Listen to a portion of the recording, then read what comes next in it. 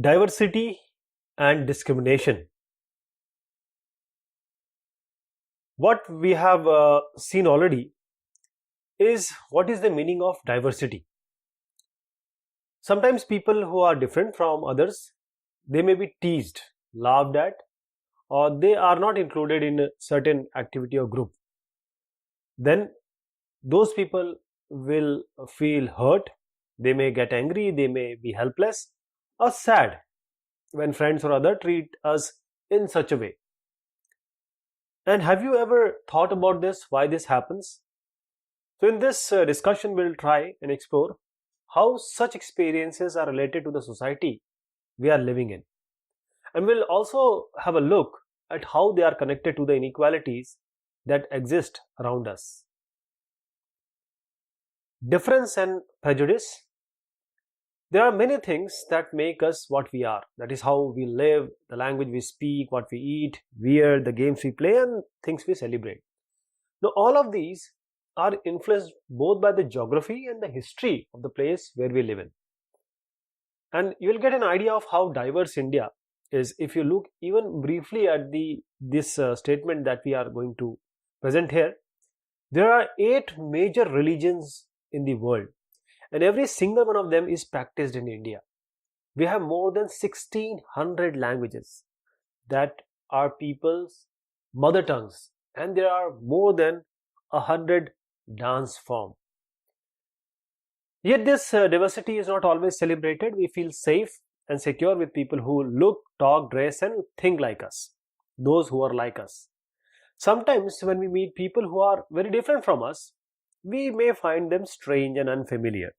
And at these times, we may not understand or know the reason why they are different from us. People also form certain attitudes and opinions or prejudice about, or they are biased about others who are not like them. So here are certain statements on people living in rural and urban areas. You need to tick mark those that you agree with. On rural people, more than 50% of all Indians live in villages. Yes, you can tick it. Villages do not care about their health. They are full of superstition. Yes, this is true. People in villages are backward and lazy. They don't like to work, and this is wrong. People in villages, they are workaholic. They work from morning till night. In peak harvesting and plantation season, families spend 12 to 14 hours working in the field. That is what. This is the outcome of how they are workaholic. Villages are dirty and not hygienic. Now this is partially true. You cannot say this is exactly true. While on urban people, life in the city is easy. People are here are spoiled and lazy. Somewhat you can say, but people in the city, they have to work hard in order to earn their livelihood. In cities, families spend their little time with each other, and this is true because most of the time they travel. The time with the families are less. People in town only care about money, not about people, and this may also be partially true. Living in a city is expensive. A large part of people's earning is spent on rent and transport, and this is true. City people cannot be trusted. They are cunning and corrupt. Now this is partially true. You cannot say everyone is cunning and corrupt, but there may be someone or some people. So some of the statements which we saw above, that villagers are dirty, ignorant and superstitious, and see people in cities as money-minded, lazy and cunning. Now when our opinions or thoughts about certain people are always negative, that is when we see them lazy, cunning, stingy, as some of the statements which we saw here, then these becomes prejudices, and then we carry about them. This we already have in the back of our mind. So prejudice means to judge other people negatively or see them as inferior, lower than you. So when we think that only one particular way is the best and right way to do things, we often end up not respecting others who may prefer to do things differently, who may prefer to for example, if we think English is the best language and other languages are not important, we are judging these others' language negatively. But language is only the way to communicate. As a result, we might not respect people who speak languages other than English, which shouldn't be true. So we can prejudiced, or we can be prejudiced about many things. People, religious belief, the color of their skin, the region they come from, and the accent they speak in, the clothes they wear. So often our prejudices or biasing about others are so strong that we don't want to form friendships with them. We don't want to live with them. At times, we may even act in ways that would hurt them. So you need to look again at the statement that you believe to be true about rural and this urban life in India. And do you have any prejudice against rural and urban people? You need to find out if this is shared by others and discuss reasons why they already have prejudices. Can you list some of the prejudices that you have noticed around them? How do they affect the ways in which people treat each other?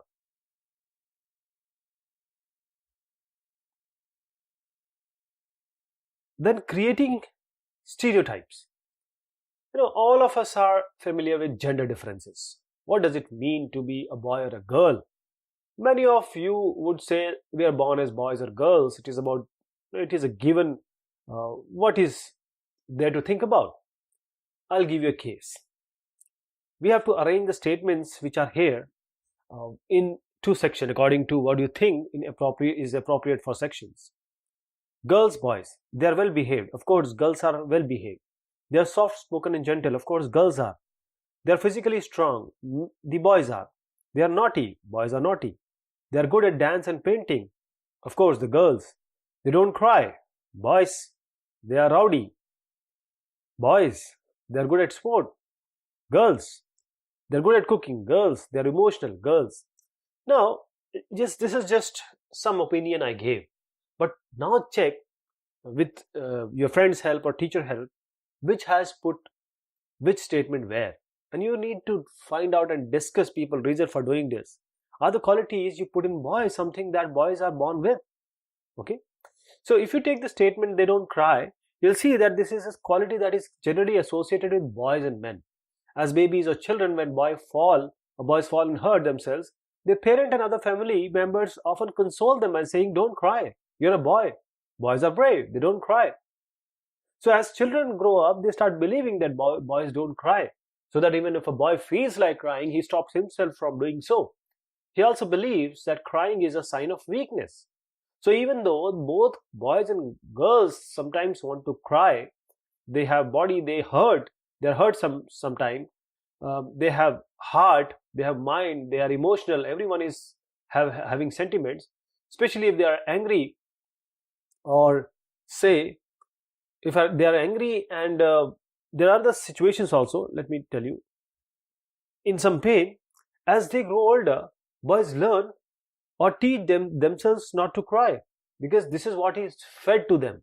So if a grown boy cries, then he feels that other will either tease him or laugh at him, so he stops himself from doing so in front of others. So this is the way boys are, and this is how girls are. These are statements we hear constantly and accept without even thinking about them. We start believing that each one of us must behave accordingly. We fit all boys and all girls in an image that society creates around us, that our parents have given us, what is fed by the society. So people say all sort of things. See, I'll just show you this. We'll revisit this diagram again. So you can take other statements also, like they are soft and gentle, or they are well behaved, and discuss how these are applied to girls only. So do girls possess this quality at birth, or do they learn such behavior from others? What do you think about girls who are not soft and gentle, and those who are naughty also? So when we fix people into one image, we create a stereotype. We make them a stereotype. When people say that those who belong to a particular country, religion, sex, race, or economic background, they are stingy, lazy, criminal, dumb, they are using stereotypes. So there are stingy and generous people everywhere, in every country, in every religion, in every group, whether rich or poor, male or female. And just because some people are like that, it is not fair to think that everyone would be like them. Everyone would be same. In 10 people, if one is not humble, we cannot say other 9 may not be humble. So stereotypes stop us from looking at each person as a unique individual with his or her own special qualities and skill that are different from others. They fit large number of people into only one pattern or type. Stereotyping is all about that. So stereotypes affect all of us as they prevent us from doing certain things that we might otherwise be good at. Then we have inequality and discrimination. See, discrimination happens when people act on their prejudices or stereotypes or biasing. So if you do something to put other people down, if you stop them from taking part in certain activities and taking up jobs, or stop them from living in certain neighborhoods, prevent them from taking water from the same well or hand pump, or not allow them to drink tea in the same cups or glasses as others, you are actually discriminating against them. And discrimination can take place because of several reasons. You might recall the story which we learned about Samir Ek and Samir Do. They were different from each other in many ways. For instance, they were of different religions. They belonged to different religions. This is an aspect of diversity. But this diversity can also be a source of discrimination. Groups of people who may speak a certain language, follow a particular religion, live in specific regions. They may be discriminated against as their customs or practices may be seen as inferior. Another difference between two Samir Ek and Samir Do, was in their economic backgrounds. Samir Do was poor, and this difference, as you have read already, that it's not a form of diversity, but of inequality. So people who are poor do not have resources or the money to meet their basic needs of food, okay, clothing and shelter. So they experience discrimination in offices, in hospitals, schools, etc., where they are treated badly because they are poor. And some people may experience both kinds of discrimination. They are poor and they belong to groups whose culture is not valued. Tribals. Some religious groups and even particular regions are discriminated against for one or more of these reasons. So what we are going to see, we'll look at how famous Indian were discriminated. And this will help us to understand the ways in which caste was used to discriminate against large number of people. So before we go ahead, let me take you back to these pictures. The children you see here, these are the illustration. Here we see these are disabled or specially able. This term was being changed and now the term used is children with special needs. So common stereotypes about them are given in large letters. These are the large letters. Their own feelings and thoughts too are given. People say all sort of things, but I limp, I lisp, all these and more. Sometimes I feel so sad and sore. Folks make fun. It's nothing new. If you were I, what would you do?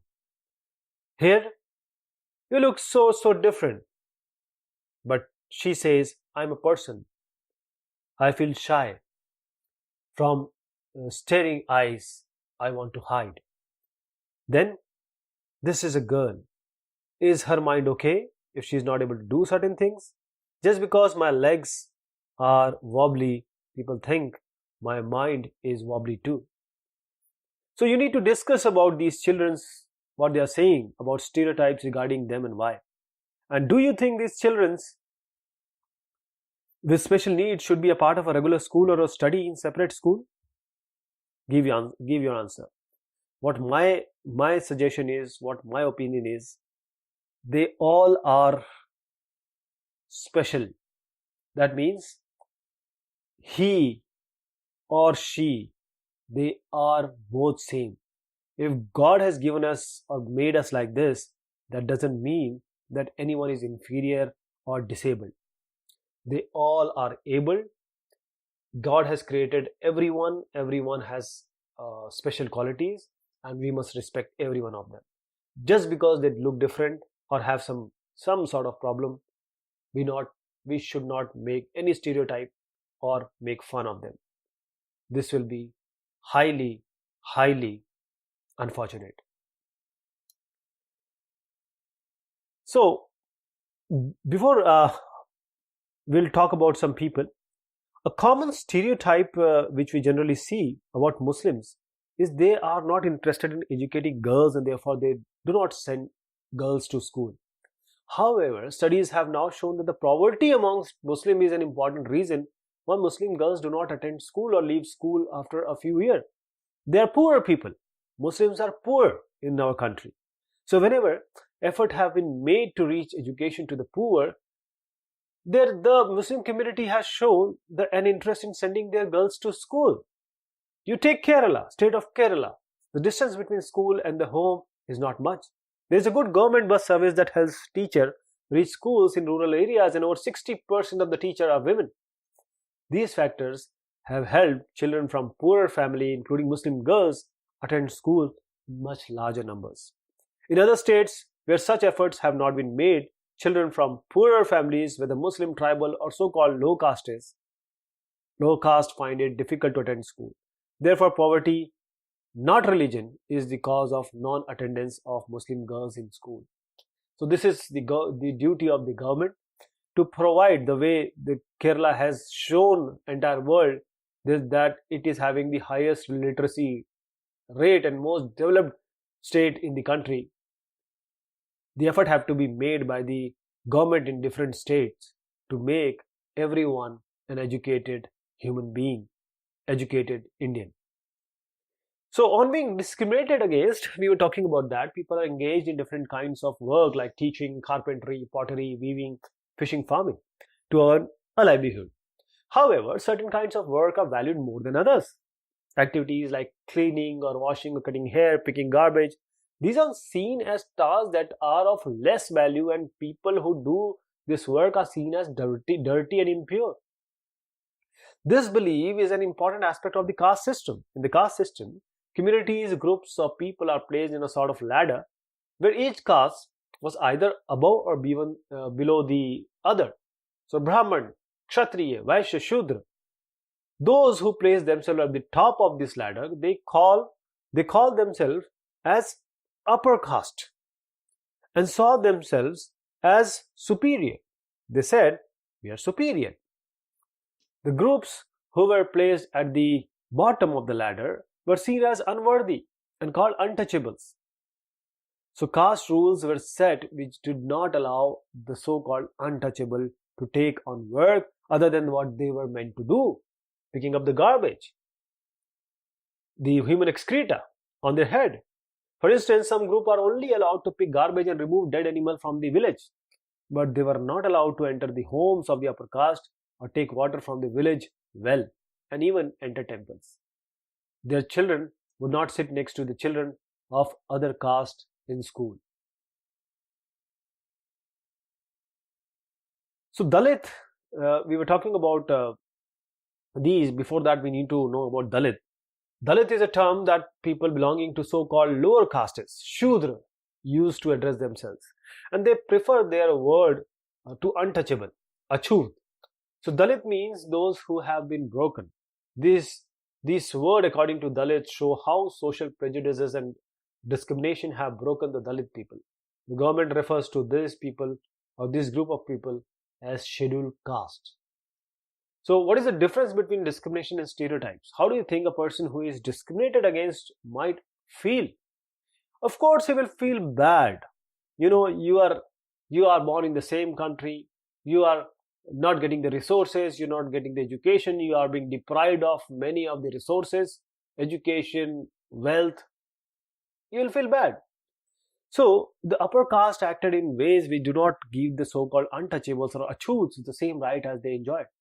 Dr. Bhimrao Ambedkar, one of the greatest leaders of India, shares his first experience of caste-based discrimination, which took place in 1901, when he was just 9 years old.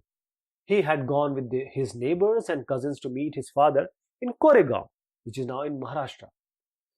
So he said, long did we wait, but no one turned up. An hour elapsed and the station master came to inquire. He asked us for our tickets.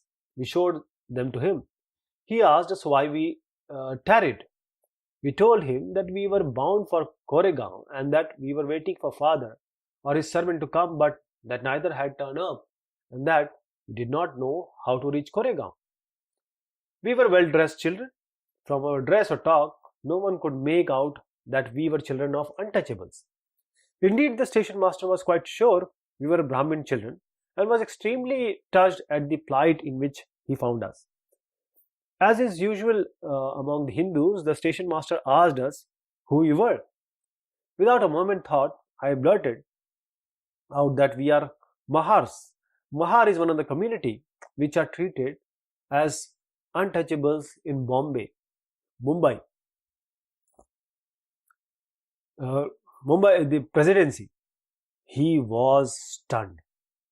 His face, this is what is happening, his face underwent a sudden change. He could see that he was overpowered by a strange feeling of repulsion.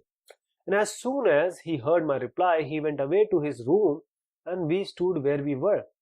15 to 20 minutes elapsed. The sun was almost setting. Our father had not turned up, nor had he sent his servant. And now the station master had also left us. We were quite bewildered, and the joy and happiness which we felt at the beginning of the journey gave way to feeling of extreme sadness. After half an hour, the station master returned and asked us what we proposed to do.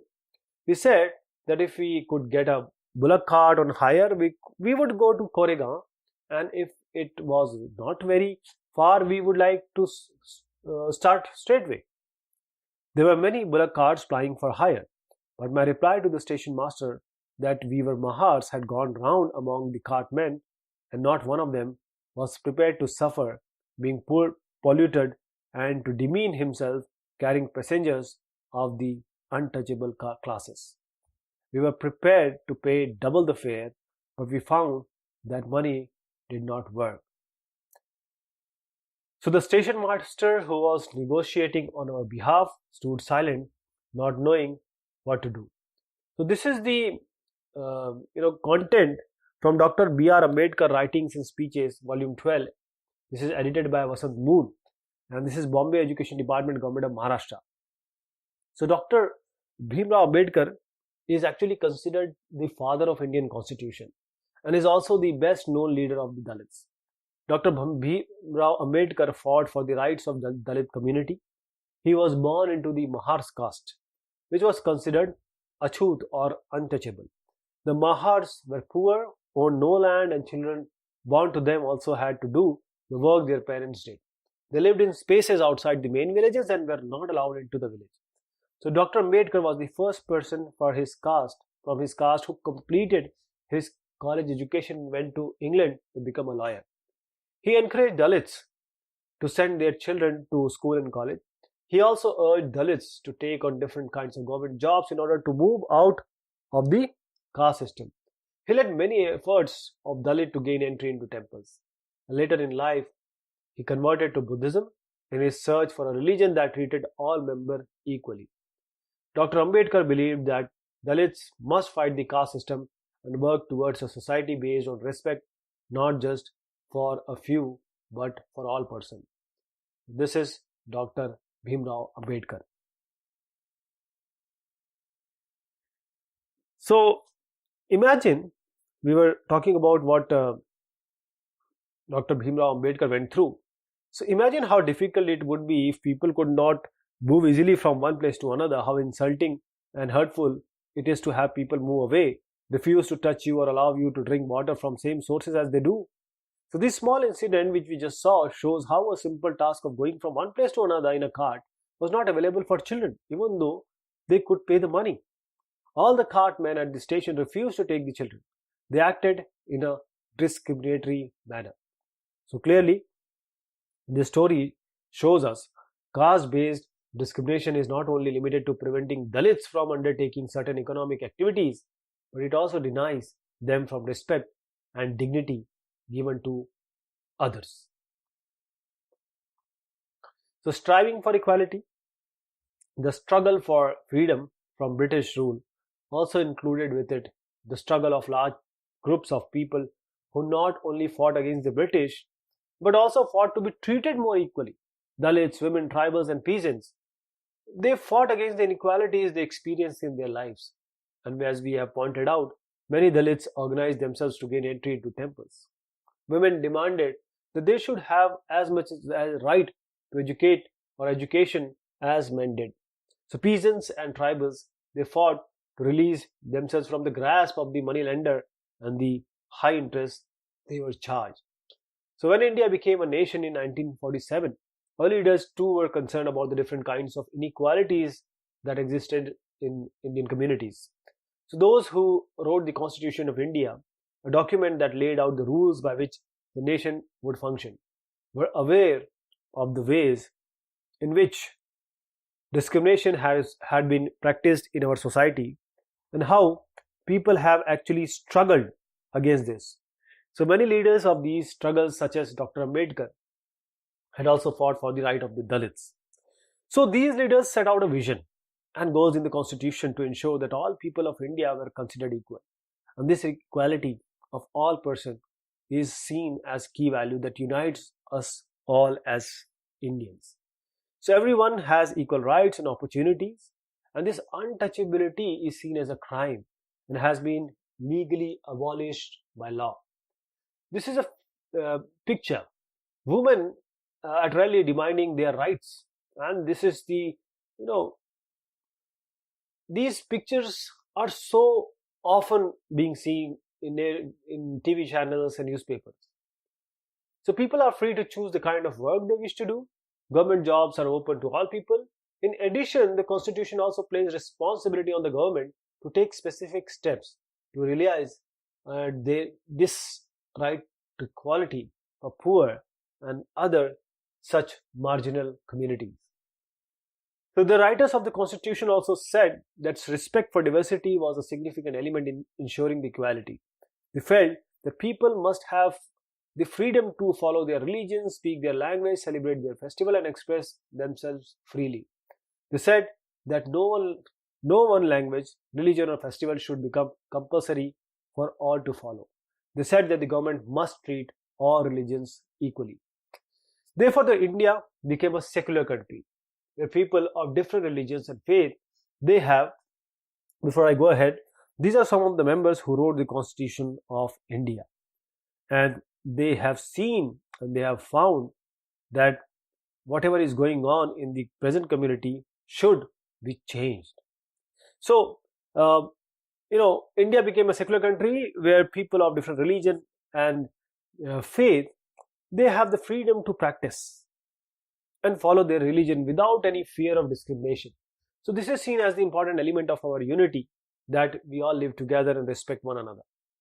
Though these ideals are enshrined in our Constitution, it is there in our Constitution, this discussion points out that inequalities still exist. Equality is a value that we have to keep striving for and not something which will happen automatically. People's struggle and positive action by the government are necessary to make this a reality for all of us, all Indians. So this is the first page of the Constitution that clearly states that all Indians are entitled to equality of status and opportunity, right? Justice, liberty, equality, fraternity. So this is what we need to follow.